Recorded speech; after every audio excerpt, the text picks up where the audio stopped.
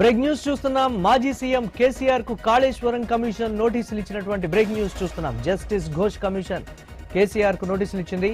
హరీష్ రావు, ఈటల రాజేందర్ కూడా నోటీసులు ఇచ్చింది. ఘోష్ కమిషన్ గడువును ప్రభుత్వం నిన్ననే 2 నెలల పొడిగించింది.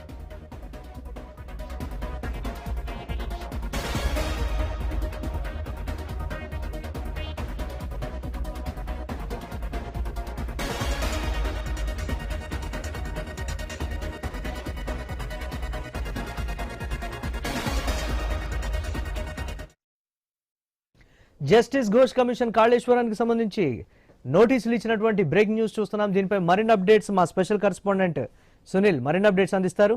సునీల్, కాళేశ్వరం ప్రాజెక్ట్ సంబంధించి పీసీ ఘోష్ కమిషన్ విచారణ చేస్తుంది. ఇక ఈ రోజు కీలక పరిణామం చోటు చేసుకుందనే చెప్పాలి. ఇక విచారణకు సంబంధించి మాజీ సీఎం కేసీఆర్, అప్పట్లో ఆర్థిక శాఖ మంత్రిగా పనిచేసినటువంటి ఈటల రాజేందర్, ఇరిగేషన్ శాఖ మంత్రిగా పనిచేసిన హరీష్ రావుకి నోటీసులు అయితే పంపించారు. వచ్చే నెల 5వ తేదీ లోపు వివరణ ఇవ్వాలని చెప్పేసి కూడా నోటీస్ లో పేర్కొన్నట్టు తెలుస్తా ఉంది. ఇక కాళేశ్వరం కమిషన్ సంబంధించి ఈ నెల చివరి వరకు గడువు ఉండింది. ఇక ప్రభుత్వం రాత్రి ఆ గడువును కూడా మరో 2 నెలల పాటు పొడిగించింది. ఇప్పటి వరకు కాళేశ్వరం ప్రాజెక్ట్ లో భాగంగా అందులో పనిచేసినటువంటి ఇంజనీర్లు కావచ్చు, ఇక కంపెనీ ప్రతినిధులు, మరోవైపు అప్పటి ఫైనాన్స్ కి సంబంధించినటువంటి అధికారులు, ఉన్నతాధికారులు, వీళ్ళందరినీ కూడా ఇప్పటికే కమిషన్ విచారించింది. వాళ్ళ స్టేట్మెంట్స్ కూడా రికార్డ్ చేసింది. అంతేకాకుండా అఫిడవిట్ల రూపంలో కూడా ఇవ్వాలి అని చెప్పేసి వాళ్ళ పూర్తి వివరాలు అయితే సేకరించింది. ప్రభుత్వానికి ఈ నెల చివరి వారం లోపు ఖచ్చితంగా నివేదిక ఇస్తారని చెప్పేసి కూడా ప్రచారం జరిగింది. కానీ ప్రభుత్వం కూడా అనూహ్య నిర్ణయం తీసుకుంది. కాళేశ్వరం ప్రాజెక్ట్ పై ఇప్పటికే విచారణ చేస్తున్నటువంటి పీసీ ఘోష్ మరికొంత సమయం కావాలని అడగడం, ప్రభుత్వం కూడా మరో 2 నెలలు సమయం ఇచ్చింది. జూన్ 31వ తేదీ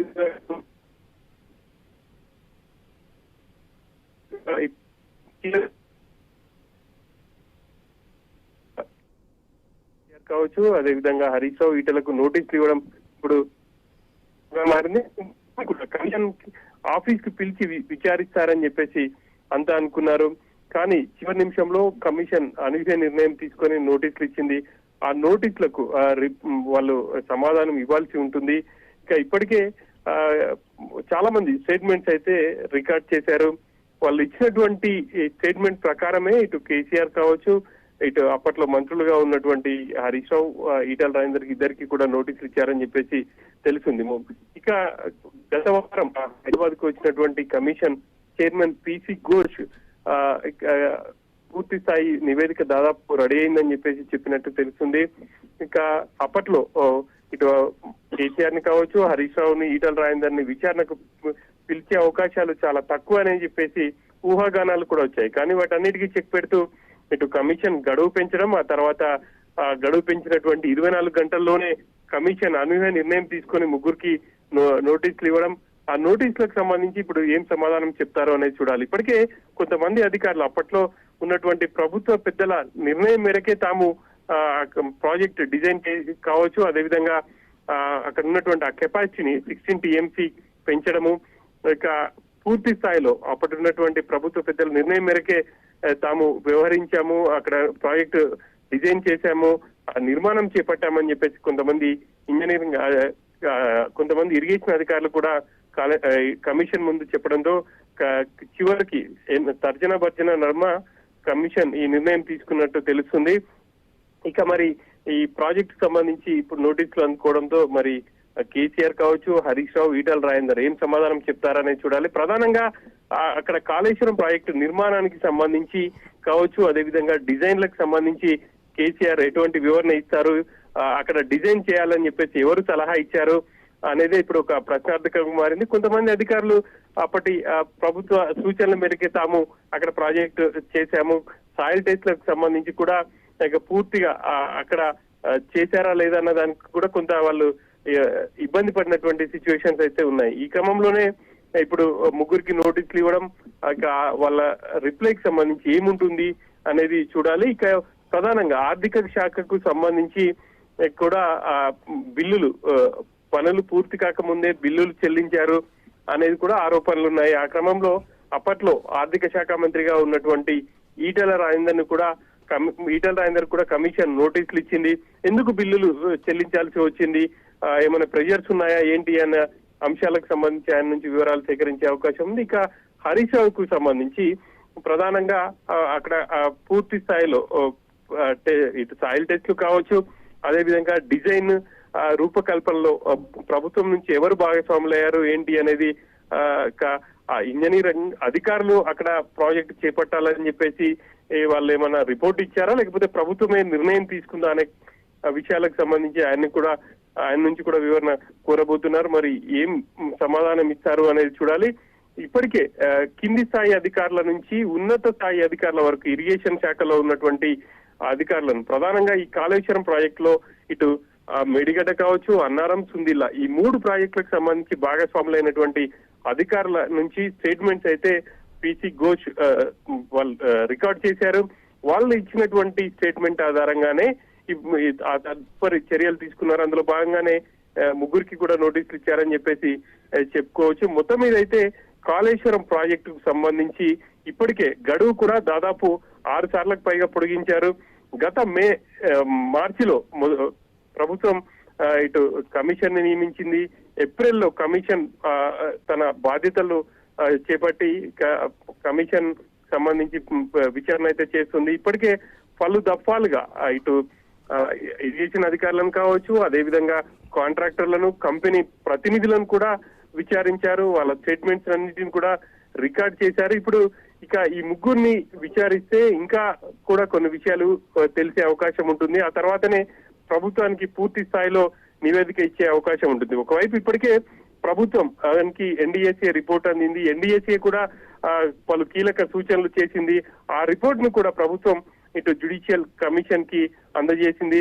మరోవైపు విజిలెన్స్ రిపోర్టును కూడా ఇచ్చారు. ఆ విజిలెన్స్ రిపోర్టు, ఎన్డీఏసీ రిపోర్టు వీటన్నిటితో పాటు judicial commission chairman PC Ghosh కూడా స్వయంగా ఆయన అధికారులను ఎంక్వైరీ చేశారు. కాబట్టి వీటన్నిటిని క్రోడీకరించి కాళేశ్వరం సంబంధించి ఎక్కడ లోటుపాట్లు జరిగాయి, కుంగుబాటు గల కారణాలు ఏంటి, వీటన్నిటిని కూడా ప్రభుత్వానికి నివేదించే అవకాశాలు అయితే కనిపిస్తా ఉన్నాయి. ఇప్పటికే ఎన్డీఏసీ ఇచ్చినటువంటి రిపోర్ట్ ప్రకారం అధికారులు ఎలా ముందుకు వెళ్ళాలి అని చెప్పేసి కూడా ఆలోచన చేస్తున్నారు. ఇక ఆ రిపేర్లకు సంబంధించి ఎన్డీఏసీకే బాధ్యతలు అప్పగించాలని చెప్పేసి కూడా ప్రభుత్వం నిర్ణయం తీసుకుంది. ఆ మేరకే ఎన్డీఏసీకి కూడా లెటర్ రాశారు. ఒకవైపు ఆ ప్రయత్నాలు చేస్తూనే కాళేశ్వరంలో భాగంగా ఉన్నటువంటి మేడిగడ్డ కుంగుబాటు కావచ్చు, అదేవిధంగా ఇటు అన్నారం, సుందిల్లలో ఉన్నటువంటి లోపాలకు సంబంధించి ఎవరిని బాధ్యులు చేయాలి అన్న దానికి సంబంధించి ఎంక్వైరీ కమిషన్ ఇచ్చే రిపోర్ట్ ఆధారంగా ప్రభుత్వం ముందుకు వెళ్లే అవకాశాలు అయితే స్పష్టంగా కనిపిస్తున్నాయి. మురళి, కేసీఆర్ కు సంబంధించి ఇప్పటికే లీగల్ టీమ్ సిద్ధమైనట్లుగా కూడా తెలుస్తోంది. ఈ పరిణామాలు ఎలా ఉండబోతున్నాయి అంటారు ఓవరాల్ గా? కేసీఆర్ కూడా తన వివరణ ఇచ్చే అవకాశాలు అయితే కనిపిస్తున్నాయి. గతంలో యాదాద్రికి సంబంధించి పవర్ ప్రాజెక్ట్ సంబంధించి మనం చూసాం. ఆ కమిషన్ ఇచ్చినటువంటి నోటీసులకు సంబంధించి కేసీఆర్ ఒక వివరణ ఇచ్చే ప్రయత్నం చేశారు. దాదాపు ఆయన దాంట్లో చోటు చేసుకున్నటువంటి పరిణామాలన్నింటినీ వివరించారు. ఇక కాళేశ్వరం సంబంధించి కూడా ఆయన తన వివరణ ఇచ్చే అవకాశాలు అయితే కనిపిస్తున్నాయి. ఇప్పటికే లీగల్ టీమ్ తో పలు దఫాలుగా కూడా చర్చించినట్టు ప్రచారం అయితే జరుగుతా ఉంది. ఇక ఇప్పుడు కమిషన్ చైర్మన్ నోటీసులు ఇవ్వడంతో పూర్తి స్థాయిలో దానికి సంబంధించి ఆ వివరణ ఇచ్చే అవకాశాలు అయితే ఉంటాయి. ఇక జూన్ 5వ తేదీలోపు ఇవ్వాలి అని చెప్పేసి కూడా స్పష్టంగా ఆ నోటీసులో పేర్కొన్నారు. కాబట్టి ఆ సమయంలోగానే, ఆ గడువులోగానే ఇచ్చే అవకాశం ఉంటుంది. ఒకవేళ అప్పటి వరకు కూడా వివరణ ఇవ్వకపోతే మరి కాస్త సమయం అడిగే అవకాశం ఉంటుంది. దానికి కమిషన్ కూడా ఎక్స్క్యూజ్ చేసే అవకాశాలు అయితే ఉంటాయి. 3 కూడా మరి 5వ తేదీ లోపు ఇస్తారా, లేకపోతే మరి కొంత సమయం అడుగుతారా ఏంటా అనేది కూడా చూడాల్సిన అంశం. ఎందుకంటే ఈ రోజే కమిషన్ నోటీసులు జారీ చేసింది. ఇక ఆ నోటీసులకు సంబంధించి ఏముంది ఆ నోటీసులో అనేది కూడా వాళ్ళు చూసిన తర్వాత ఇటు మీడియాతో కూడా మాట్లాడే అవకాశం ఉంది. మురళి, గతంలో కూడా కేసీఆర్ చెప్పినటువంటి పరిస్థితి, కాళేశ్వరం మొత్తం క్రెడిట్ కూడా హరీష్ రావు కృషి, పట్టుదల, ఆయన మాట్లాడినటువంటి తీరు, మహారాష్ట్రతో సలిపినటువంటి ఒక చర్చలు కూడా వీటికి సంబంధించి రకరకాలుగా కూడా పొగిడినటువంటి పరిస్థితి, హరీష్ రావు పాత్రని హైలైట్ చేసినటువంటి ప్రస్తుత పరిస్థితి. ఈ పరిణామాలు ఎలా ఉండబోతున్నాయి అంటారు? కాళేశ్వరం ప్రాజెక్టులో ప్రధానంగా తెలంగాణ ప్రాంతం సస్యామలమైందని చెప్తుంది గత ప్రభుత్వం. ఇక వేలాది ఎకరాలు ఇటు తాగునీరు అందించామని చెప్పేసి కూడా ఇప్పటికీ ప్రకటించారు. ఇక ఎప్పుడైతే కాళేశ్వరంలో భాగంగా ఉన్నటువంటి మేడిగడ్డ పిల్లర్లు కుంగడం, ఆ తర్వాత చోటు చేసుకున్నటువంటి పరిణామాలకు సంబంధించి కూడా తీవ్ర స్థాయిలో ఇటు ప్రభుత్వంపై బీఆర్ఎస్ నేతలు విమర్శలు చేస్తున్నారు. అక్కడక్కడ లోపాలు జరుగుతుంటాయి, వాటిని గుర్తించి సరిదిద్దాల్సింది పోయి అనవసరమైనటువంటి ఆరోపణలు చేస్తున్నారు అని చెప్పేసి కూడా ఇటు బీఆర్ఎస్ నేతలు కావచ్చు, బీఆర్ఎస్ మాజీ మంత్రులు చెప్తూ వస్తున్నారు. ఇక ఈ కాళేశ్వరం సంబంధించి బాధ్యులకు సంబంధించి ఎవరిని చేస్తారు అనే దాని మీద ఇంకా ఒక క్లారిటీ అయితే రావాల్సింది. పీసీ ఘోష్ కమిషన్ ఇచ్చే నివేదిక మేరకే ఆ బాధ్యులను గుర్తించి తగిన చర్యలు తీసుకునే అవకాశం ఉంది. Right, thanks for updates. Short break తీసుకుందాం.